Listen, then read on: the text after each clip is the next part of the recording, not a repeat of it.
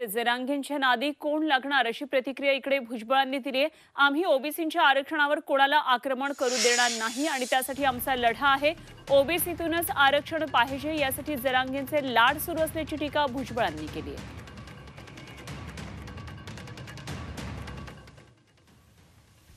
आणि अंतरवाली सराटीमध्ये मनोज जरांगे बोलतात, थेट जाऊया। खरोखर मनापासून नतमस्तक होतो।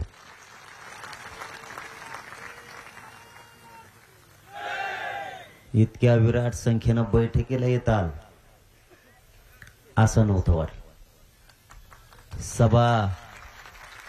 सभा बघितल्या, पण बैठक एवढ्या विराट संख्येनं मी पहिल्यांदाच बघितली।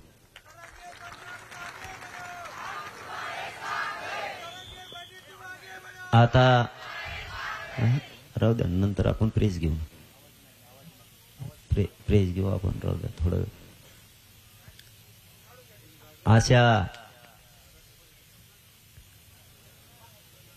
संख्येनं मराठा समाज एक यायला लागलाय की सरकारला सुद्धा काय सुधरत नाही। आता एक विनंती पुन्हा सगळ्याला, आता थोडा वेळ सगळेजण शांत राहून, ते ड्रोन आला तरी हात खालीवर करू नका, ते काय आरक्षण नाही देणार तुम्हाला। त्याच्याकडे दिसून करायचं काय, इथं लेकरं दिसले पाहिजेत आपले। सगळे शांततेनं आपण 1-2 घंटे चर्चा करू, चांगलं विचार मंथन करू। मीही हट्ट धरायचा नाही, मीही माझं मत तुमच्यावर लादायचं नाही, तुम्ही हट्ट धरायचा नाही। इतकं शांत डोक्यानं ही चर्चा करायची, ऐकायची आणि करायची सुद्धा एकमेकाशी। आणि आपल्याला यातून असा निर्णय काढायचा आहे की एकदा जर एखादा विषय ठरला तर आत्तापर्यंत आपण कडीला नेलेला आहे, पुढेही कडीला न्यायचा। त्यामुळे घोषणा पण द्यायचा नाही आणि काहीच नाही, थोडंसं शांत चित्ताने ऐकायचं। इकडचं झालं का, इकडचं जर झालं असलं ना तर थोडंसं आपण आता आरडा कमी करू, कारण आपण मुद्द्याला हात घालणं खूप गरजेचं आहे। सरकार काय करतंय, आपण समाजानं काय केलंय, आतापर्यंत मराठा आरक्षणावर काय काय झालं यावर आपल्याला चर्चा करायची। सरकारला 24 डिसेंबर आपण तारीख दिली, सरकारनं आपल्याकडून घेतली, यावर आपल्याला सविस्तर चर्चा करायची। आतापर्यंत सरकारची भूमिका काय होती, आज काय आहे, आपल्याला आरक्षण कोणचं पाहिजे, ते कसं मिळवायचंय याच्यावर चर्चा करायची। सरकार 24 डिसेंबर पर्यंत त्यांना आपण वेळ दिलेला आहे, त्यातला एकही घंटा आपण आताही कमी केलेला नाही। सरकार तिथपर्यंत देणार आहे की नाही देणार, त्यावर आपल्याला चर्चा करायची। 24 डिसेंबरच्या नंतर आंदोलनाची दिशा काय, यावर आपल्याला चर्चा करायची। आपल्या समाजानं आतापर्यंत किती लढे उभा केले त्याच्यावर पण चर्चा करायची। ओबीसी आयोगाचा याच्यावर काय रोल आहे त्यावर पण आपल्याला चर्चा करायची। आपल्या नोंदीला बाधा आहे का, मिळालेल्या ज्यांना प्रमाणपत्र दिलेत ते आता थांबवलेत की नाही थांबवलेत, काहीच्या नोंदी का सापडल्या नाहीत, काही तालुक्यात का सापडल्या नाहीत, हे विचार मंथन करण्यासाठी आपली बैठक आहे। नुसतं जमायचं म्हणून गर्दी दाखवण्यासाठी नाही। आपल्याला आपल्या लेकराच्या पदरात आता पाडून घ्यायचं, बसून बोललं जमन ना आपल्या लेकराच्या, कारण लई वेळ दम धरणार नाही, नाही तर मग उभारून मी बोललो असतो मी। आपल्याला आपल्या मुलांच्या पदरात 70 वर्ष कमवून पडलं नाही, आता काय काय पाडून घ्यायचंय, त्या नोंदी किती मिळाल्यात, त्याचा लाभ किती जणाला होणार आहे, याच्यावर चर्चा करून आपल्याला आता मार्ग काढायचा। महाराष्ट्रातला सरसकट मराठा याच्यात कशा स्वरूपात घ्यायचा आहे याच्यावर चर्चा करायची। म्हणून नुसतंच आपण एखाद्या वेळेस काय होतंय, आता आपल्या समाजाकडून होत नाही, हे तेवढंच खरं आहे, आता आपल्या समाजाकडून होत नाही। नुसतेच बसले बसले उठले बोलले होतं म्हणून आलो गेलो असं आपल्या समाजाकडून आता या वर्षभरापासून होत नाही। एकदा ठाण म्हणून बसले की मराठे आता उठत नाही येत, मराठ्यांना आरक्षण समजायला लागलं, स्वतःच्या लेकराचं हेच समजायला लागलं। म्हणजे आपल्या बैठकीला सुरुवात झाली बरं का आता लगेच। आपण बैठक सुरू केली, आपल्याला याच्यावरती चर्चा करून हे शेवटचा आणि पहिला लढा आहे. म्हणून विचारांती हा लढा लढायचा आहे. मागं पण सरकायचं नाही. किती वेळेस मागं सरकायचं, किती वेळेस पुढे जायचं हे शहाणपण सुद्धा आता मराठ्याला आलेलं आहे. कोणत्या टायमाला ताणायचं, कोणत्या टायमाला नाही ताणायचं ही भूमिका सामान्य शेती करणाऱ्या मराठ्यांना सुद्धा आता कळायला लागलं आणि सुशिक्षित मराठ्यांना आणि बुद्धिजीवींना सुद्धा कळायला लागला आता. आणि आपण टप्पे घेतले. मराठा हुशार झाला बुद्धीनं सुद्धा, नुसतं ताकदीनं नको, दोन्ही गरजेचं आहे. ताकदही वापरायला लागते, बुद्धी पण. आणि त्याचा फायदा मराठा समाजाला खूप व्हायला लागला. म्हणून आपण काय करायचंय काय नाही करायचं, जी गोष्ट करायची ती पुऱ्या ताकदीनं करायची. तिला वेळ लागतो नाही लागतो हे नाही माहित मराठा समाजाला. फक्त जी काय गोष्ट करायची ती करायची म्हणून नाही करायची. एखादी धडक द्यायची ठरली तर ती पुरी ताकदीनच द्यायची, नसता मग ती नाही द्यायची. आपल्याला आता हार आपल्या बाजूने नाही घ्यायची, घ्यायचा तर गुलालच आपल्या बाजूने घ्यायचा, हार नाही घ्यायची. त्याच्यासाठी पूर्ण शक्तीनं आणि क्षमतेनं, बुद्धीचा, ताकदीचा, युक्तीचा सगळा वापर करून आपल्याला ही आलेल्या संधीचं सोनं करायचं आहे. ही घालायची नाही. आता आपण आतापर्यंत आपली भूमिका काय त्याच्यावर चर्चा करू. आपल्या महाराष्ट्रातल्या मराठा समाजाची प्रमुख भूमिका आहे. महाराष्ट्रातल्या मराठा समाज हा ओबीसीत असल्या कारणानं मराठा समाजाला सरसकट महाराष्ट्रात मराठा समाजाचा ओबीसी मध्ये समावेश करावा, ही आपली मराठ्यांची मूळ मागणी. आता या मागणीसाठी आणि ओबीसी आरक्षणात जाण्यासाठी आपल्याला काय आवश्यक होतं? आवाज येतो सगळ्याला? आपल्याला ओबीसी आरक्षणात जायचं म्हणून उपयोग नव्हता भाऊ. आपल्याला ओबीसी आरक्षणात जाण्यासाठी गाड्या लावून घ्या बरं का. मागच्या काही स्वयंसेवक आपले असले तर गाड्या लावू लागायचा. माग गाड्या लावता येणार वाटतं, आवाज येतो इकडं. जर मराठ्यांची मागणी ओबीसी आरक्षणात आहे, मराठ्यांना ओबीसीच्या आरक्षणात जायचंय, तर त्यासाठी आपल्याला निकष पार करावे लागत होते. एक तर मराठा मागास असावा लागतो,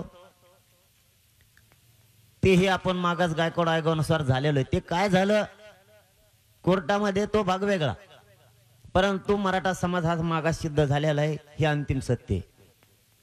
दुसरी बाजू मराठ्याला जर ओबीसी आरक्षणातून मागणी करायची, मराठ्याला जर ओबीसीच्या आरक्षणात जायचंय, तर मराठ्यांच्या शासकीय नोंदी तरी असणं गरजेचं आहे. किंवा कोणत्याही जात समूहाला जायचं असलं तर त्याच्या नोंदी तरी असणं गरजेचं आहे. असं नाही जाता येणार. मी माझ्या गावरान भाषेत माझ्या समाजाला समजून सांगतो म्हणून माझ्या मतानं त्यांच्या सगळं हे लक्षात येतं. आता शासकीय नोंदी म्हणजे काय? उदाहरणार्थ तुम्ही म्हणता माझी 1 एकर जमीन आहे, पण तुम्हाला माहित नाही ती कुठे आहे ती, आणि त्या गावकऱ्याला माहित नाही तुमची जमीन कुठे आहे. त्याच्यासाठी तुम्हाला 7/12च आवश्यक आहे. समजून घ्या मला तुम्हाला काय म्हणायचंय. आडमुठं कोण आहे? मराठे आहेत का आरक्षणात येऊ नका म्हणते ते? ह्यो फरक आपल्याला करायचा. आपल्याला फरक करून लढायचं, तर आपली शक्ती वाढणार आहे. तितक्या कणखरपणानं आपण लढणार आहे. कळालंच नाही तर समोरचा विरोध करतोय म्हणून आपण करायचा, किंवा आपण विरोध करतोय म्हणून त्यांनी करायचा. असं लढण्याने त्यांना न्याय मिळणार नाही, आपल्याला पण नाही. त्यासाठी आपण कसं जातो ओबीसी आरक्षणात? तुम्हाला ज्या वेळेस लक्षात येईल की माझ्या 1 एकर जमिनीचा मला 7/12 मिळाला, तरच तुमची खरी जमीन आहे. तुमची दादागिरीनं जरी एखाद्याने बळी केली असली तरी तुम्हाला 7/12 सापडला म्हणल्यावर द्यावा लागणार. ही काय सभा नाहीये, ही काय नाही, ही चर्चा आहे आपली एकमेकाशी. कारण तुम्हाला एवढ्याला कळणं, आणि तुम्ही एवढ्याने जर फेसबुकला व्हॉट्सअपला ते टाकायला चालू केलं तर उभ्या महाराष्ट्रातल्या 6 करोड मराठ्याला कळणार आहे. म्हणून आपण हे सविस्तर चर्चा करतो. मग तिथं ऊन असू द्या नाही तर मुसळधार पाऊस असू द्या, आधी लेकराचं भविष्य उद्ध्वस्त व्हायला लागले. त्याच्यासाठी आपली ही बैठक निर्णायक हे करायचंय काय. मग तुमचा जर 7-12 मिळाला तो मला 1 एकर जमीन द्यावा लागणार. तसं ओबीसी आरक्षणात जर जायचं असलं तर तुमच्या शासकीय नोंदी असणं आवश्यक आहे. मग आता मराठ्यांच्या काल दिलेले गिरीश महाजन साहेबांनी माहिती 54 लाख मराठ्यांच्या नोंदी मिळाल्या. मग जर मराठ्यांच्या 54 लाख नोंदी मिळाल्यात याचा अर्थ मराठा हा ओबीसी आरक्षणात आहे. मग मराठ्यांना ओबीसी आरक्षणात तुम्ही कस काय येऊ नका म्हणता? तुम्हाला म्हणता येत नाही. समजून घ्या, मराठ्यांच्या बांधवांनी समजून घ्या. लोकांचा विरोध डोक्यात काढून टाका. आता त्यांचं डोक्यात नाही ठेवायचं, आपला आपण डोक्यात ठेवायचं. आता जर मराठ्यांच्या ओबीसीच्या नोंदी सापडल्यात तर मराठ्यांना ओबीसी आरक्षणात येण्यापासून कोणीच रोखू शकत नाही. कालचा शब्द तुम्हाला सांगतो. एकतर मी मीडिया समोरच लाईव्ह केलेली, त्याच्यामुळे तुम्हाला काय 4 भीतीच्या आत ठरलंय हे सांगायची गरज नाही. पण तरी आपला दणका तसाच असतो भाऊ. बोलायचं तर भाऊ असं बोल नाही, तू मग काय जमायचं नाही. मी दुसरी सलाईन लावून असाच झोपम पण तो सगळं बोलणार नाही. जी चर्चा झाली त्यांचं मग म्हणणं होतं महाजन साहेबाचं आणि घुमरे साहेबाचं, विशेष करून महाजन साहेबाचं असं म्हणणं होतं देव सुद्धा रोखू शकत नाही मराठ्यांना ह्या कुणबी नोंदी मिळाल्यामुळं आरक्षणात येण्यापासून. मग समोरचे तुम्ही विरोध करणारे कोण हे समजून घ्या. मराठा समाजानं हे समजून गरजेचं घेणं आता गरजेचं आहे. जर मराठ्यांच्या नोंदी सापडल्यात तर मराठ्यांना ओबीसीत तुम्ही कसं येऊ नका म्हणता. हे झाला एक भाग. लक्षात आलं ना तुमच्या? आता भाग दुसरा. हे म्हणतात ओबीसीच्या आरक्षणाला धक्का लावू नका. खरं जर बघितलं तर ओबीसी आरक्षणात सगळ्यात अगोदर भारत देशात मराठा आहे. दिलं नाही हा भाग वेगळा. सगळ्यात अगोदर यांना नंतर 1967 ला दिलंय आरक्षण. त्याच्या आधीच्या मराठ्यांच्या नोंदी आहेत, त्याच्या आधीच्या. याचा अर्थ आरक्षणात आम्ही येत, तुम्ही नाही येत. तुम्हाला नंतर शासनाचा निर्णय करून दिलाय. म्हणजे काय? शासनाने तुम्हाला नंतर दिलंय तुम्ही ओबीसी आरक्षणात म्हणून. आधी आपण येत तरी आपल्याला आतापर्यंत नाही नोंदी असून.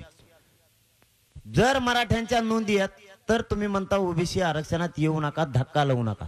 आधीच आपण येत, धक्का लागत नाही. ह्यो झाला एक क्लिअर मुद्दा. 2 तुम्हाला मुद्दे आता क्लिअर केले. तिसरा मुद्दा, कोणाच्या आरक्षणाला धक्का लागत नाही हे मराठी आधी समजून घ्या. एससी आणि एसटीच्या आरक्षणाला मुळे आपला धक्का लागत नाही कारण ते आरक्षण आपण मागत नाही. म्हणजे दलित बांधवांचं, मातंग बांधवांचं किंवा येणाऱ्या ज्या त्यांच्यामध्ये जाती पोट जाती आहेत काय जे असतील त्या, मला वाटतं एक 40-42 काहीतरी त्यांच्या बांधवात जाती आहेत, त्याला धक्का आपल्यामुळं लागत नाही. दुसरा, एनटी व्हीजेएनटीला आपल्यामुळं धक्का लागत नाही. म्हणजे धनगर बांधव आणि वंजारी बांधवांना आपल्या आरक्षणामुळे धक्का लागत नाही हे मराठ्यांनी आधी समजून घ्या. आता बाकीच्यांना घ्यायचं नाही, ते त्यांचा धंदा ते बघतील. आपल्यामुळं धनगर बांधवांच्या आरक्षणाला आणि वंजारी बांधवांच्या आरक्षणाला धक्का लागत नाही कारण त्यांचा ओबीसीतून वेगळा प्रवर्ग केलेला आहे. त्यामुळे वेगळ्या प्रवर्गाला धक्का लागत नसतो. आपल्याला वाटत नाही की गोरगरीब धनगर बांधवांचं आणि वंजारी बांधवांच्या पोराचं वाटोळं हवं असं एकाही मराठ्याला वाटत नाही. त्यांना धक्काच लागत नाही. आता राहिला प्रश्न, म्हणजे 3 मुद्दे तुम्हाला क्लिअर केले. त्यांचा वेगळा प्रवर्ग असल्यामुळे त्यांना धक्का लागत नाही. 3 मुद्दे क्लिअर केले. आता जे ओबीसी आरक्षणात आपण आरक्षण मागतोय ह्या आरक्षणात पूर्वीपासूनच आपण आहेत. त्यामुळे धक्का लागायचा प्रश्न नाही. फक्त आपल्यालाच माहित नव्हतं. आपणच आपली बाजू मान्य करून घेऊ. आपल्यालाच माहित नव्हतं की आपली जमीन तिथे. आपल्याला कोणीतरी सांगितलं 200 किलोमीटरवर तुमची जमीन आहे म्हणून आपण 200 किलोमीटरवर हिंडत बसलो. ती सापडीत बसलो कारण तिथं ती सापडणारच नव्हती. माझी जमीन उदाहरणार्थ जर अंतरवाली थी आणि मी जर नांदेडला जाऊन सापडले, ती सापडेल का? कारण ते सर्वे नंबर, गाव नंबर, जिल्हा नंबर ते इथला. ही परिस्थिती आपली आतापर्यंत झाली. त्यामुळे आपण ओबीसी आरक्षणात येत, कोणाला धक्का लागायचा संबंध नाही. फक्त याला राजकीय इच्छाशक्ती लागते. जर मतासाठी यांना मत मिळवण्यासाठी जर हे म्हणणार असले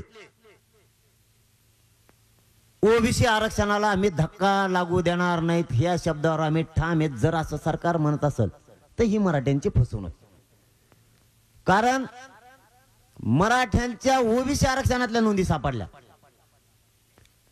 दुसरा मुद्दा, ओबीसीला धक्का मराठ्यांचा लागतच नाही. फक्त मतासाठी तुम्ही आमच्या संग खोटं बोलताय की ओबीसीला धक्का न लागता आम्ही तुम्हाला आरक्षण देतो. त्यांना धक्का लागतच नाही. तुम्ही त्यांच्या मतासाठी आमच्या पोराचे मुर्दे पाडणार का आता? म्हणजे मराठ्यांना इतका हलक्यात घेऊ नका, हे तुमच्या सगळ्यांच्या वतीने मी सरकारला सांगतो. त्यांच्या मतासाठी तुम्ही आमचे पोरांचं वाटोळं करणार, आमच्या पोरांचे मुर्दे पाडणार त्यांच्या मतासाठी. मतावर तुम्ही मोठे होणार मराठ्यांच्या सुद्धा आणि देणार त्यांना. तुम्ही मराठ्यांचं मत घेऊन मोठं होणार, गोरगरीब मराठ्यांचं मत घेऊन मोठं होणार, श्रीमंत मराठ्यांचं, शिक्षकांचं, नोकरदार वर्गांचं, व्यावसायिकांचं मत घेऊन तुम्ही मोठं होणार. मारणार कोणाच्या पोरं त्यांचेच. म्हणजे मोठं करायचं मराठ्यांनी. आणि आरक्षण कोणचं देणार? आमच्या नोंदी असून तुम्ही आम्हाला जिथं आमची जमीनच नाही ते म्हणजे त्या वावरावाला कवर ठेवणार आहे. तुम्हाला लक्षात आलंय का मी काय बोलतोय ते? उदाहरणार्थ इथं जमीन आहे माझी, तुम्ही 200 किलोमीटरवर देणार. मला माझी जमीन इथं माहित नव्हती तोपर्यंत ठीक होतं. तुम्ही मला 200 किलोमीटरची दिली, पण कशी दिली की माहिती तुम्हाला? डाव करून समोरच्याला सांगून ठेवलं, जाऊ दे बाबा हेले डोक्याला ताण देतय, तवर हात त्याचीच हे मन आणि खाऊन दे त्याला 1-2-4 दिवस. लक्षात आलं तुमच्या? मग त्या पुढच्याला सांगून ठेवल्यामुळे ते दोघं होते मित्र. ते दोघं मित्र होते. मित्रांनी मित्राचं ऐकलं. ज्या मित्रांनी ऐकलं त्याला म्हणले असते तुला देतो महामंडळ काही. त्यामुळे ते बी गप बसलं. ते म्हणलं हे तू इची आपण घेतले. आपल्याला वाटलं जमीन तर मिळाली ना, पण आपल्याला हे माहित नव्हतं ही पिढ्यांना पार आयुष्यासाठी आपली. आपण भोळे अतिविश्वासू समाज आहे आपला आणि ती आपण घेतली. 8-15 दिवस गेले की तो म्हणला होय माझ्या वावराच्या बाहेर. साहेब आपल्याजवळ कागदच नाही ना, व्हायला लागलं. म्हणजे जे ओरिजिनल राहणे ते गेलं, जे डुप्लिकेट तुमचं पक्क आहे म्हणून दिलं होतं ते बी म्हणतो बाहेर होय. त्यामुळं आपल्याला ते तात्पुरतं नकोय. आपला हक्काच आहे. तुम्हाला समजून आलंय का बघा?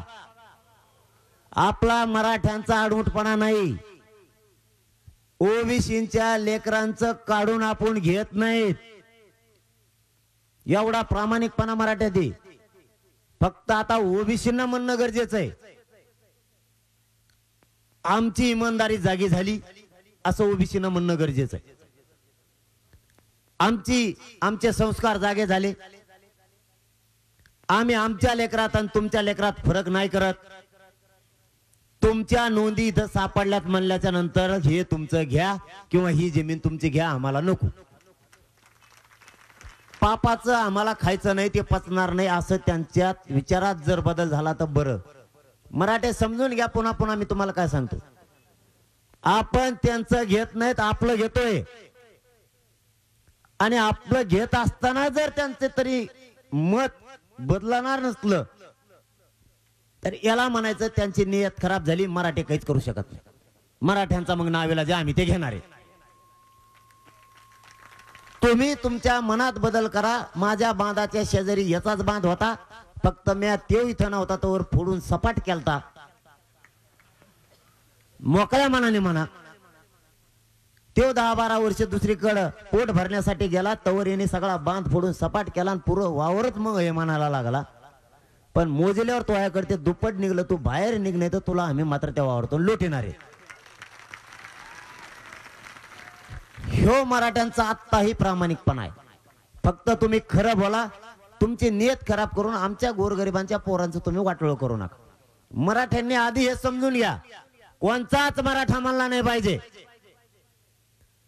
ओबीसीवर मराठ्यांकडून अन्याय होतोय का काय.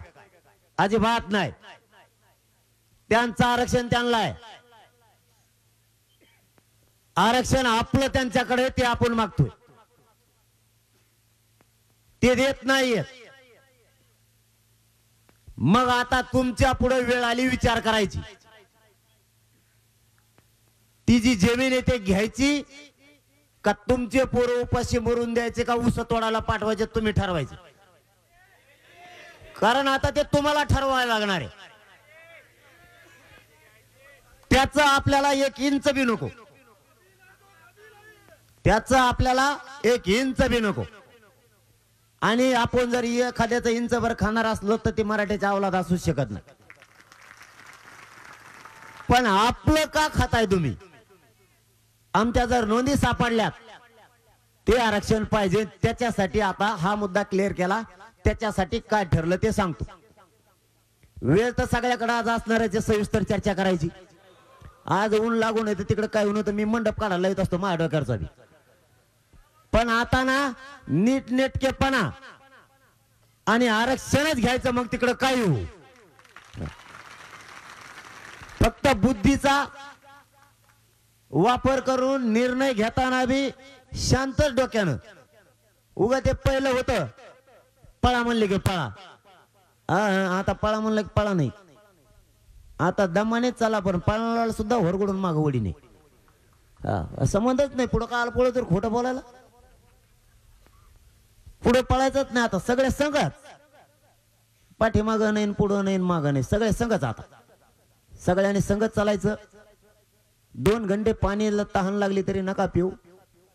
समजा पाण्यामुळे जास्त त्रास व्हायला लागला जा नाही म्हणताना उठू नका म्हणलं तरी तसंच मग तुम्ही तसेच बसता. पाण्यासाठी जा पण विनाकारण उगाच उठू नका. काही तर काम नसताना. आणि निबार पोरं तर उठूच नका. तुम्हाला तर काहीच होत नाही. विषय आता आतापर्यंत आपण आपल्या आरक्षणाचा आणि त्यांच्या आरक्षणाच्या बाबतचा केला. आता याच्यानंतर बार बार सांगून आपण बी आपलं बोलणं खराब करण्यात मजा नाही. आता आपण बार बार म्हणायचं तुम्ही आमचे ते माझा मैत्वारी विरोध मी लढूंगा. लढ बर लढ जाऊ दे. विरोध मी लढिंगा काय लढिंगा रे. आपण बार बार म्हणाय तुम्ही आमचे ते जास्तच लढत आहे. आपण म्हणतो तुम्ही आमचेच हे तर लहान मोठे ते जास्तच करतय. आता कवर बनाव हे शेवटचं सांगायचं. आता मराठ्यांनी त्याच्यासाठी मराठ्यांना समजून सांगितलं आपला कोणाला विरोध नाही. आता या नोंदीच्या बाबत आता काय ठरलं. नोंदी ज्या मिळाल्या त्या नोंदीचा आधार घेऊन 24 डिसेंबर पर्यंत सरकारनं आपल्याकडून वेळ घेतला. काय करण्यासाठी घेतलाय. ज्या नोंदी मिळाल्या त्या नोंदीच्या आधारावर त्याचा अहवाल बनवून महाराष्ट्रातल्या मराठा समाजाला आरक्षण देण्यासाठी 24 डिसेंबर पर्यंत कायदा पारित करू यासाठी त्यांनी आपल्याकडून वेळ घेतला. वेळ घेताना कोण. वेळ घेताना सगळे मंत्री तुम्ही बघितलेले. त्यांच्या सोबत महाराष्ट्रातले सगळ्यात मोठे कायदा तज्ञ होते. सगळ्यात मोठे शब्द वापरतो मी तुम्हाला. जे जे शब्द आपण त्यांना सांगितले ते शब्द त्यांनी काही खुडिले आणि तिथं हा शब्द नको हा घेऊ म्हणजे हा कायद्यात बसतोय. म्हणलं ठीक आहे हरकत नाही. माझ्या मराठा समाजाला हा शब्द मान्य. खुडा पाहिला त्यांनी पहिला खुडीला तिथं दुसरा लिहिला तो मराठ्याला मान्य. कारण त्याच्यात सुद्धा महाराष्ट्रातल्या मराठ्यांना आरक्षण मिळणार आहे हे मराठ्याला माहिती आहे म्हणून आपण हा म्हणलो. मग ज्या अर्थी तज्ञ सांगायला लागले या शब्दाचा प्रॉब्लेम नाही. मग कायदा बनवायला काही प्रॉब्लेम आहे का. आता त्यांच्यापेक्षा तुम्ही हुशार नाहीत गड्या. त्यांच्यापेक्षा तुम्ही हुशार नाहीत. तुम्हाला फक्त लाल देवा एवढाच फरक आहे. त्यांना नावेला जण तुमच्या पुढे उभं राहावं लागतं एवढाच फरक आहे. तुम्ही किती शिकलेले त्याच्यापेक्षा तुमच्याकडे लाल देव आहे बा. लाल देवामुळे ते शिकलेलं तुमच्या जवळ चिटकून उभा राहत आहे. पण जे तज्ञ त्यांनीच सांगितलंय हे जमतंय आणि त्याच्यावर उपोषण आपलं स्थगित झालेला आहे. त्यानुसार कालही आपण स्पष्ट महाजन साहेबाला सांगितलं, ज्या नोंदी सापडल्या त्या आधारावर जे आपले ठरलंय कागदावरती ते तुम्ही रात्री वाचा. काही महाराष्ट्रातल्या मराठा समाजाला आरक्षण देण्यासाठी अडचण येणार नाही. त्या आधारावर तुम्ही महाराष्ट्रातल्या मराठा समाजाला आरक्षण द्या, कारण ते शब्द तुमचेत, आमचे मराठ्यांचे नाही. हो, मी तुम्हाला खरं सांगतोय, ते शब्द आपले नाहीत, ते त्यांच्या तज्ञाचे, त्यांचे आहेत. आता बदलायचं काम नाही. त्यामुळे 24 डिसेंबर पर्यंत ते 100% मराठ्यांना आरक्षण देतील, याच्यात आत्ताही मराठ्यांना शंका नाही. परंतु आम्ही का सावध राहू नये म्हणून ही बैठक, का सावध राहू नये म्हणून बैठक 17 तारखेला बैठक घेतली. याचा अर्थ असा नाही की 24 डिसेंबर पर्यंत तुम्हाला दिलेला वेळ आम्ही कमी केला, याचा अर्थ अजिबात नाही. मराठ्यांनी एकदा शब्द दिला की मराठी मागे घेत नाही. 24 डिसेंबर पर्यंत तुम्हाला वेळ दिलेला आहे, तो तुमच्यासाठी फायनल आहे. त्यात काहीच बदल नाही, बदल करण्याचं कारण नाही. फक्त या बैठकीच्या माध्यमातून राज्यातले ही मराठा समाजाची बैठक आहे. ही मराठा समाजाची बैठक आहे. इथं ना पक्षाची बैठक आहे ना कोणत्या संघटनेची बैठक, ही मराठ्यांची बैठक. काय काय लावित असतील माहित नाही आम्हाला ते. ही फक्त आणि फक्त मराठा समाजाची बैठक. इथं सगळे मराठा म्हणून आहे. या बैठकीच्या माध्यमातून सरकारला आमची आज विनंती आहे, 24 डिसेंबर पर्यंत तुम्हाला आरक्षण मराठ्यांना महाराष्ट्रातील त्या नोंदीच्या आधारावर द्यावंच लागणार आहे, आणि आम्ही ते घेणार आहे. आता आपली ही बाजू एक पक्की झाली की मराठ्यांच्या 54 लाख नोंदी मिळाल्यात. आता मराठा समाजाचं असं म्हणणं आहे की जे कागदावरती ठरलंय, सर्व परिवार, संबंधित नातेवाईक, नका वाजू त्या शिट्ट्या, राहून द्या तुमच्या शिट्ट्या, गप्प बसा एका जागा. नोंदी सापडलेच वाटतो तुम्ही. आमच्या तर हो आम्हाला मिळूच तर. ज्या नोंदी सापडल्यात, आपला क्रमांकाचा एक मुद्दा, आपल्या ज्या नोंदी सापडल्यात, आज सरकारला या बैठकीच्या माध्यमातून आम्ही जाहीर सांगतो, ज्या नोंदी सापडल्यात त्यांना सगळ्यांना तात्काळ प्रमाणपत्र द्या. काही द्यायचे थांबवले तास आमच्या कानावर आहे. आजच्या बैठकीच्या माध्यमातून पहिली मागणी, ज्या नोंदी सापडल्यात त्यांना सगळ्यांना प्रमाणपत्र तातडीने द्या, तात्काळ लगेच. ज्यांच्या नोंदी सापडल्यात त्यांना माहित नसेल एका दिवशी की माझी नोंद सापडली का नाही, ज्याची नोंद सापडली त्याच्या घरी तुमच्या गावचा अधिकारी, तलाठी, ग्रामसेवक पाठवा, त्याला सांगा तुझी नोंद आहे, प्रमाणपत्र घेऊन जा. 2, त्याच्या सगळ्या परिवाराला त्या नोंदीच्या आधारावर फायदा द्या. त्याच्या सगळ्या पंजोबापासून द्या, किंवा ज्या वर्षापासूनची नोंद सापडली, मान्य आहे तुम्हाला, जी नोंद ज्या वर्षापासून सापडली तेव्हापासूनचा त्याचा सगळा परिवार, मग त्याचा पंजोबापासली जर सापडली असली तर पंजोबापासूनचा परिवार धरायचा, आतापर्यंत आणि इथून पुढचे सगळे. मान्य आहे का तुम्हाला सगळ्याला? त्या नोंदीवरती सरकारनं सगळ्या परिवाराला त्याच्या द्यायचे. 2, त्याचे सर्व नातेवाईक, संबंधित त्याच्या नातेवाईकाला पण द्यायचे त्या नोंदीच्या आधारावर. तुम्हाला सगळ्याला हे मंजूर आहे का? 3, त्याचे सगळे रक्ताचे सगळे सोयऱ्याला द्यायचे त्या एका नोंदीवाल्याचे. तुम्हाला मनापासून, कानाकोपऱ्यापासून मला हात वर करून सांगा, हे तुम्हाला मान्य आहे का? कारण आपल्याला ह्या गोष्टी करणं गरजेचं आहे. मायबापा ध्यानात ठेवा, कारण 70 वर्षापासून आपले पोरं वाट बघतात. घाई गडबड करू नका नुसतं. तुमच्या घाई गडबडीमुळे आता पिढ्याना पारच्या लेकराचं वाटोळं आता नाही होऊ द्यायचं, अजिबात नाही. एवढी कसोटी लावलेली मराठ्यांनी हे मिळवण्यासाठी. आज मराठी राज्यातले एकजूट झालेत म्हणून किमान 54 लाख मराठ्यांच्या घरात आयुष्याची भाकर गेली. आनंद असू द्या. कुणाच्या तरी लेकराचं कल्याण झालेलं आहे तुमच्या लढाईमुळे, तुम्ही दिलेल्या वेळेमुळं, तुम्ही दिलेला सगळ्या ताकदीमुळं, तुम्ही रात्रंदिवस गावोगावी हिंडल्यामुळं सुद्धा तुमच्या समाजातल्या 54 लाख लोकांचं कल्याण झालंय. आता कायदा पारित झाला, या 3 विषयावर की महाराष्ट्रातल्या सगळ्यांचं कल्याण झालं. या विषयावर आज या बैठकीच्या माध्यमातून आम्ही सरकारला सांगतो की तुम्ही या स्वरूपाचं करावं 24 डिसेंबर पर्यंत. मराठा समाज कुठेही आडवा गेलेला नाही. मराठ्यांनी कोणतंही उग्र आंदोलन केलेलं नाही. आपला एक मुद्दा पहिला क्लिअर झाला.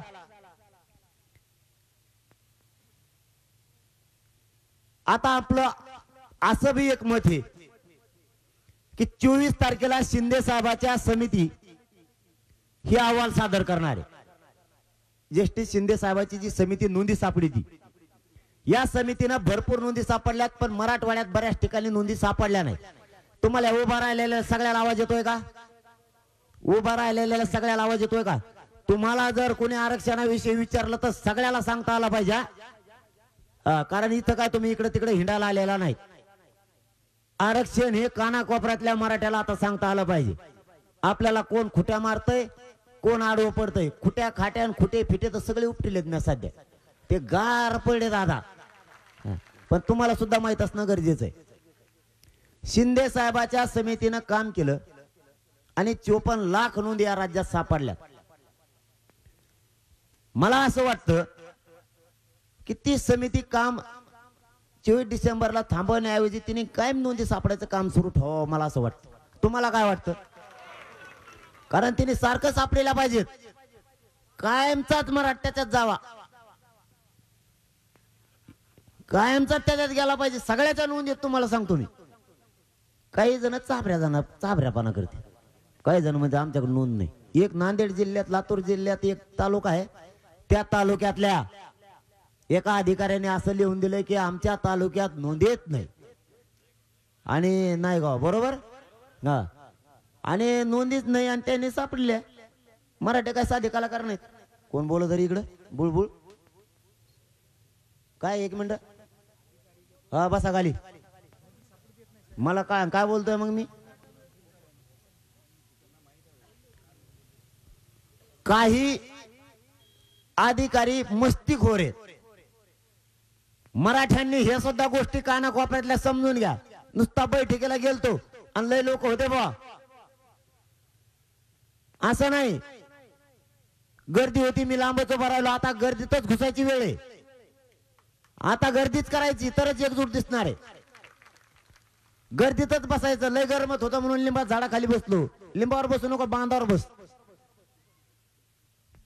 पण आता घरी गेल्यावर लेकराला, बायकोला, आईला, बहिणी सुद्धा सांगता आलं पाहिजे आरक्षण कुठे आहे आपलं आणि कुणी थांबवलंय. आता काही अधिकारी जाणून बुजून सांगायला लागलेत आमच्या तालुक्यात नोंदीच नाही. मराठी त्यांच्या पुढचे, यांना माझी भाषा कळाली, मी सोपं समजून सांगतो ना. नाही तर मग त्यांना कळत नाही. ते त्रुटी व्हायबल म्हणलं ते म्हणतात काय म्हणलं रे. आपल्या आपल्या भाषा सांगितल्यामुळे आपल्या सगळ्यात सुचायला लागलं. कसं आहे, याने अभ्यासकच सापडून आणला.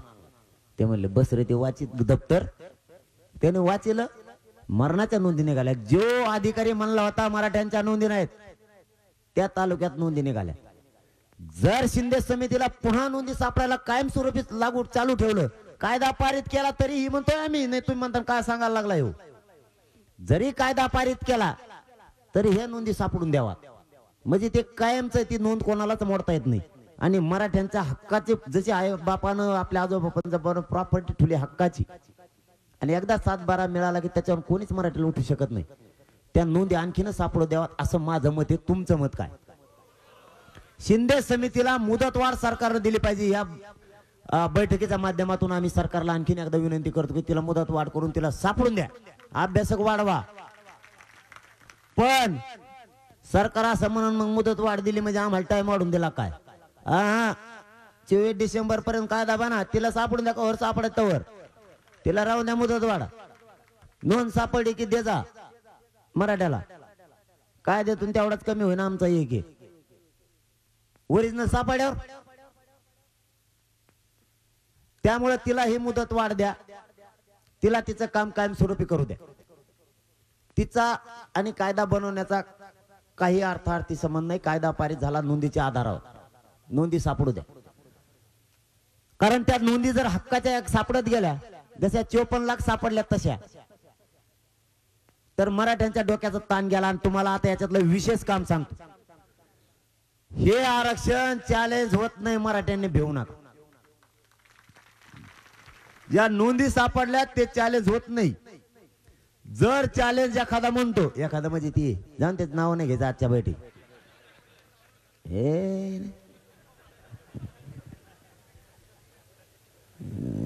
जाऊन तिकडे देत मग म्हणा तोंड खवळत बर का. चॅलेंज जर करायचं म्हणलं, नोंदी चॅलेंज होत नाहीत. हे मराठ्यांनी जर समजून घेतलं की मराठी मग टेन्शनच नाही घेत. जर चॅलेंज करायचं म्हणलं तर प्रत्येकाची करावं लागेल, प्रत्येकाच्या. अगा बाय बाय बाय 54 लाख नोंदी, 54 लाख तो वकीलच आणावं लागते. ते अशक्य. मराठ्यांची एकही नोंद चॅलेंज होऊ शकत नाही. हो, मी तुम्हाला खात्रीपूर्वक शब्द देतो, एकही. त्यामुळं कुणी जरी म्हणलं चॅलेंज करतो तरी घाबरू नका.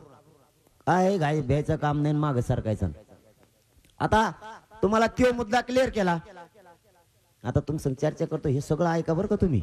आणि ऐका झाल्यावर मग मला काय करायचं आणि काय नाही करायचं आधी नका म्हणून. मग मी जातो, मग ध्यानातून जाता. मग मी का लिहिलेलं तुम्ही कागद बघितला का माझ्या हातात? बघितला का? हे बी मॅच लिहिले, दुसरे कोण लिहून नाही आणलं, इथं बसल्यावर लिहिलंय. हा, फक्त ते बोलता बोलता ध्यानातून जाऊ नये म्हणून लिहून ठेव बाबा. तर मग दुखत आहे जरा, आणखीन मी ठेपायला नाही. मग खोटं दुखत नसतं बरं का लोकांसारखं.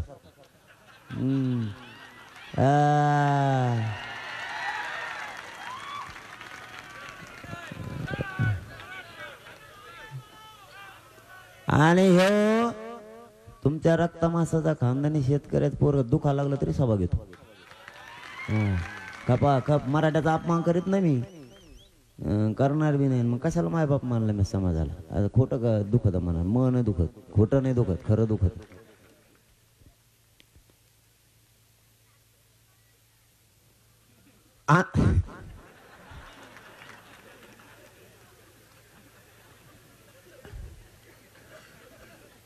आंतरवालीसह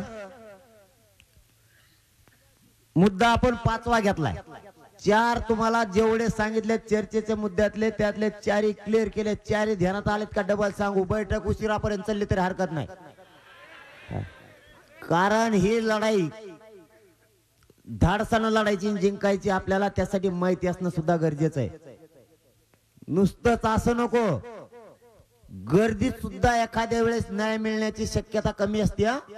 पण बुद्धीनं जर एखादा माणूस फिट झाला तर तो गर्दीतच जिंकतो, बिगर गर्दीतच जिंकतो. फक्त बुद्धीनं आपल्याला आता तरबेज व्हायचं, तरबेज व्हायचं. आणि निर्णय घेताना विचारपूर्वक घेऊन एकदा पाऊल टाकलं की मागे सरकत नाही. मी सरकतो का? मी तुमचा आहे ना, कसा सरकणार? तुम्ही सरकत नाही. तुम्हाला चल म्हणलं, मला खरंच वाटलं नव्हतं बरं का. बैठकीला एवढं लोक येते, म्हणलं काय करा, आधी कोण म्हणतात द्या बाबा, कदरलेत लोक कव्हर येते बरे बिचारे. म्हणा माझ्या मनातला सांगतो, मी खरं बोलवतो का नाही? म्हणलं लोक 3 महिने झाले पळत येत, तुम्ही काय येडे आहेत का रे? बिचारे येते तरी कव्हर. 3 महिने लोक पळत असतात का? खरं सांगतो बरं का, नसतात पळत. हो, काम धंदे काही आहे का नाही? काम धंदे हे सगळे लोक दमायचे नको. आपण काय करू, जरा महत्वाचे समाजाचे बोल. महत्वाचे म्हणजे सगळा समाज महत्वाचा आहे. माझा गैरअर्थ कधीच घेत जाऊ नका, कारण मी माझं आयुष्य अर्पण तुमच्यासाठी केलं, त्याचा अर्थ वेगळा काढू नका. इथं महत्वाचं कोण नाही, 6 कोटी मराठा समाज महत्वाचा आहे. मी कोणाला आलं तरी तेवढंच ही देतो. हा फक्त एखाद बार रागवतो बरं, कोलशी सोडून दे जा. का करू मग पायात तुडी तर मग उलशिकच रागवतो एखाद बार, पण माया बी तेवढीच हा माया बी तेवढीच लावतो, खवळतो बी माया बी लावतो. माया गाडीतले लोक एवढं खातो तुम्ही तुमचा राग त्यांच्यावर काढितो,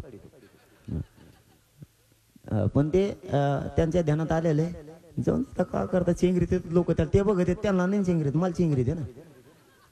त्याच्यामुळे मी रागवतो बी तुमच्यावर माया सुद्धा तेवढीच करतो. जिवंत आहे तोवर तुमच्यावरची माया 1 इंच कमी नाही होऊ देणार, कधीच नाही होऊन देणार. फक्त ही लढाई आपल्याला विचारानं, ताकदीनं आणि युक्तीनं पण लढायची, सगळ्याच बाजूने लढायची, पण समजून घेऊन सुद्धा लढायची.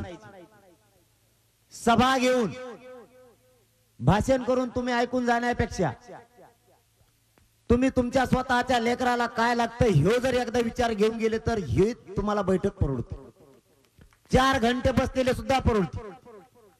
कारण एकदा तुम्ही ऐकलं की तुमच्यासाठी आयुष्याचं झालं. भावा हो, मी असं नसन माहित नाही, हे शरीर आहे. तुमच्याबद्दलही बोलतो, माझ्याबद्दल सुद्धा नाही बोलत एकट्याच्या, हे शरीर आहे. फक्त आरक्षण लेकराचं हित कसे आहे ते हे एकदा शिका. इतकं खोल घरापर्यंत कोणी शिकविल माझ्या मराठा समाजाला मला माहित नाही, परंतु मी असं नसन तुमच्यात विचार मरू देऊ नका. मराठ्यांचा एक विचाराचा विचार मरून देऊ नका. आता इथून ती विचार चालवा, म्हणू नका चालकच नाही राहिला तर आता काय करायचं, सगळे चालक बना, पण मराठ्यांच्या लेकराच्या पाठीशी काय उभा राहा हे मात्र इथून घेऊन जा. आपला 5वा मुद्दा आहे. 4 मुद्दे तुम्हाला क्लिअर सांगितलेले. 5वा मुद्दा आहे अंतरवालीसह राज्यातल्या सगळ्या केसेस सरकार मागे घेऊ असं सांगितलं होतं. सरकारने आतापर्यंत केसेस मागे घेतलेले नाहीत. आपले एकही माणूस अटक केला जाणार नाही सांगितलं होतं. तरीही अंतरवालीतल्या गुन्ह्यातले आरोपी अटक केलेत विनाकारण. मग तुम्ही अटक करायचे होते तर म्हणायचंच नव्हतं आम्ही बसायला तयार आहेत. मला सांगा, मराठे लढून मरायला तयार आहेत तर केसीला भेटेन का? मग एखादी गोष्ट मिळवायची. आतापर्यंतचा मराठ्यांचा इतिहास आहे. या देशातली जनता सुखी होण्यासाठी मराठ्यांनी माना कापून दिल्या.